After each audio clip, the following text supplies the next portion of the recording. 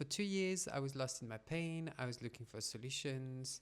I actually thought I knew what the solutions were, and because I had trained as a yoga therapist and I understood biomechanics, or I thought I understood biomechanics, and I was trying to stretch and correct alignments and strengthen parts of my body and kind of correcting imbalances and figuring out how to fix my body. It was kind of a math equation that I was working on, but that I hadn't finished completely yet. So I kept working on it. I kept adjusting it. I kept trying really, really hard. And my world got smaller. So, what I really didn't understand at the time is that my knowledge was actually getting in the way of me getting better, and it was actually sending me in the wrong direction. And not because I was wrong exactly, but really I was answering the wrong question. My training in anatomy led me to think that pain was caused by biomechanical issues, by imbalances in the body, by the core not being strong enough, or the back muscles not being strong enough, or having a leg that's shorter than the other one, that I needed to align the body properly, that basically there was some sort of imbalance. And quite frankly, it made a lot of sense. It was logical. If you have an imbalance in your body and it's causing parts of your body to compensate and to create tension, then you just need to correct the imbalance, and then the tension goes and therefore the pain goes. So really, it made sense. But I discovered that something that's logical is not actually necessarily true. It's not because it makes sense that it's true. But neuroscience tells a very different story about what pain actually is. Because pain is not a report on damage. Pain is a protection signal. So that means that it protects us from damage or further damage. It's basically the brain's way of saying, I don't think this is safe. Think of a car alarm that's so sensitive that it sets off because of a gust of wind. Then the sound of the alarm is completely real and you absolutely cannot ignore it. But that doesn't mean that there is someone burgling the car. That doesn't mean there's been any theft or that any windows are broken. So I learned that the problem wasn't really my posture, it was my nervous system being overly sensitive and overprotective. And it was treating ordinary movement like walking as unsafe. And when the alarm is going off for quite a while, it's not just the pain that we fear, we also fear the movement that can cause the pain. And there's a word for it, it's called kinesiophobia, and it basically simply means fear of movement. And that fear is not irrational at all. It's like really a learned protection. It's really the brain doing what brains do, which is to predict. And it's predicting based on past experiences. So the brain has learned that last time I went for a walk, pain followed, so it's best to avoid it. Last time I bent forward, I had pain, so it's also best to avoid it. And last time I tried to live my life normally and do things, pain followed, so my brain is trying to get me to avoid overdoing things. So the nervous system is slowly starting to narrow the map of what we can do. And so it marks ordinary things like walking as dangerous. And the way out is not to argue with it. It's not to force yourself to do things you can't do yet. It's really to gather evidence that it's safe to do those things.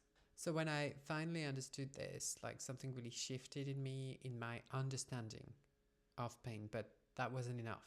So here's what I actually did. It wasn't really a program or a protocol. It was more a sort of attitude towards my nervous system when I was doing things. So I started giving like small doses of movement to my nervous system so that it could learn from those movements. The second thing that I did was to really understand that when I was moving, I wasn't moving to fix my back. I was moving to teach my nervous system that it's safe to move. And really, when I talk about small movements, this is really way smaller than my mind wanted at the time.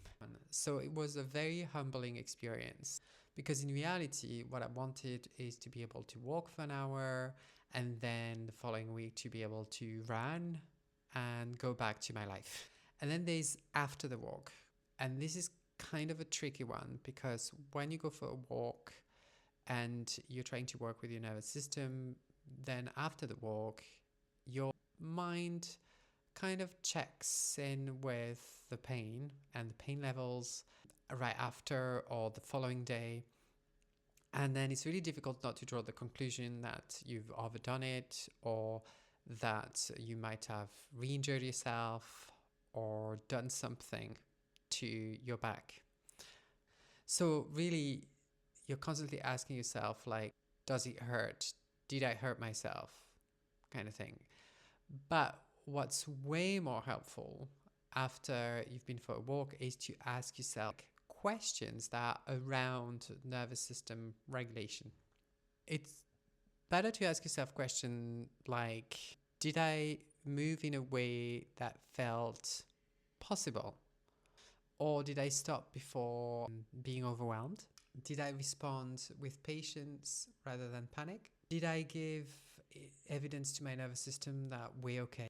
Did I coach my nervous system and did I show my nervous system that I'm trustworthy? So I started thinking about my nervous system as a traumatized dog that's been rehomed in a really safe home with really lovely, gentle, kind people.